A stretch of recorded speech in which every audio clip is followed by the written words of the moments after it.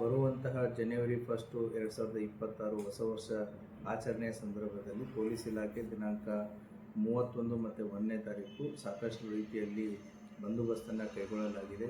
ಈಗಾಗಲೇ ಮೇಜರ್ ಸ್ಪಾಟ್ಸ್ಗಳು ಯಾವುದಾದಿದೆ ಅಂದರೆ ಸಾರ್ವಜನಿಕರು ಹೋಗಿ ಬರುವಂಥ ಪ್ಲೇಸ್ಗಳು ಯಾವುದಾದಿದೆ ಅದನ್ನು ಐಡೆಂಟಿಫೈ ಮಾಡಲಾಗಿದೆ. ಅಲ್ಲಿ ಕೂಡ ಸೂಕ್ತ ಪೊಲೀಸ್ ಬಂದೋಬಸ್ತನ್ನು ಮಾಡಲಾಗಿದೆ.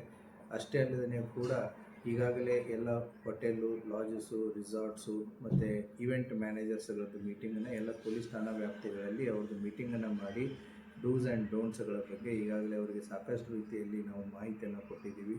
CCTV ಇನ್ಸ್ಟಾಲೇಷನ್ ಆಗಿರ್ಬೋದು, ಮತ್ತು ಪರ್ಸ್ನಲ್ ಸೆಕ್ಯೂರಿಟೀಸ್ ಗಾರ್ಡ್ಸ್ಗಳನ್ನ ಕೂಡ ಅವರು ಡಿಪ್ಲಾಯ್ಮೆಂಟ್ ಮಾಡ್ಕೋಬೇಕಾಗುತ್ತೆ. ಮತ್ತು ಯಾವುದೇ ರೀತಿಯಾದಂಥ ಇವೆಂಟನ್ನು ಮಾಡಬೇಕಾದ್ರೆ ಮುನ್ನೆಚ್ಚರಿಕೆಯಾಗಿ ಪೊಲೀಸ್ ಇಲಾಖೆಯ ಪರ್ಮಿಷನ್ನು ಮತ್ತು ಇನ್ನಿತರ ಇಲಾಖೆಗಳ ಪರ್ಮಿಷನ್ನ ಅವರು ಕಂಪಲ್ಸರಿಯಾಗಿ ತೊಗೋಬೇಕಾಗುತ್ತೆ.